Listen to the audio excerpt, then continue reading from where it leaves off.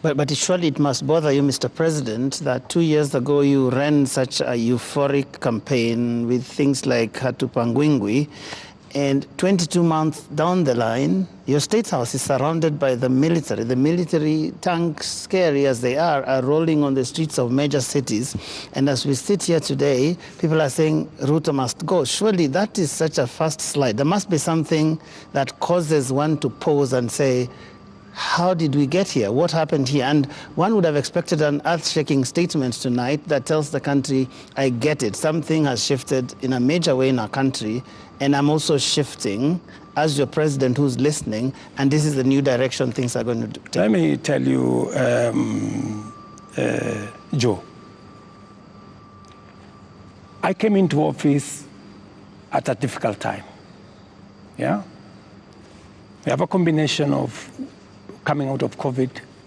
We have a serious drought that hit our country. We had interest rates that went up everywhere.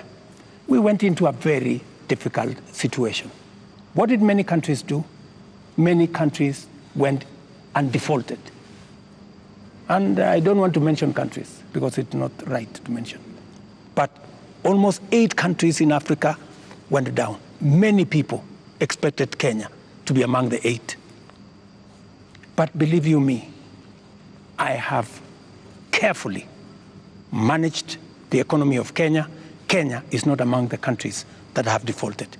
If anything, we have running programs in Kenya. We have a whole housing program that is running. We have a whole digital program that is running.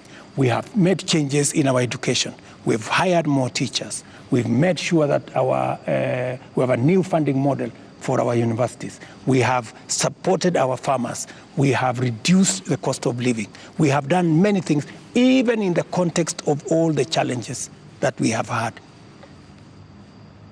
I am telling you, I came in, and I believe I'm the right person to be in this space when Kenya is in a difficult position, because I believe I am the person who can sort out the challenges that faces Kenya at a point like this.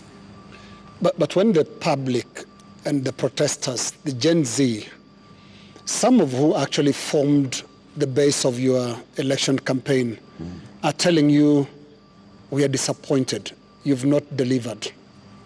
Hashtag Ruto must go. What do you tell them? Let me tell them the following. Good friends, the young people of our nation, my sons and daughters who supported me to win the election. I hear you. In fact, I saw, I think it was on your headline, a gentleman from my village who was saying, the president has let us down. Many children in this village are not getting jobs locally. That is why they are going abroad. Little did he know, my good friend from my village, that the children, the 500 of his colleagues around our village, are actually part of my plan on export of labor. They have actually, I intentionally supported them to leave the country because we got them jobs outside Kenya. So I am telling the young people of our nation to be patient. Our housing program is rolling. We will be hiring more architects, we will be hiring more engineers, we will be hiring more professionals to support our housing program. In the next 2 years, we will have 300, maybe 1,000 people working in that space. Be patient. We are sorting out the challenges that are facing our digital space. We are rolling out our digital space. Young guys, by the end of next year, God willing, we will have a digital hub in every ward in Kenya, because we have already started that process. Every TVET in Kenya today has an ICT hub with young people monetizing their talent. I want to tell them we are full speed into manufacturing. That is why we're saying we're no longer importing clinker, we're no longer importing steel, we're no longer importing clinker, we are no longer importing furniture. We are going to stop importing eggs. We're going to stop importing onions and all this, because we want to promote our local manufacturing to be able to create jobs for them. We are no longer going to be importing diapers or sanitary pads from other countries. They are going to be manufactured here. Mr. President, I have worked with the industries to make sure that we create opportunities for these young people. We are going to work with them to deal with the challenge of corruption. We're going to work with them to cut down on government like this. I am going to make sure that we have a lean government that responds to the reality of where we are as a country. That is what I am telling my good young people. The young people. There's another group of young people. Please speak to them directly. Yes. The young doctors who are in university graduating this year, yes, who are going to look for internship correct, the next year. The young JS teachers who were on strike a couple of weeks ago, who are expecting to be absorbed into full permanent and pensionable contracts correct, this year. The young clinical officers also who are graduating and they expect to go on internship.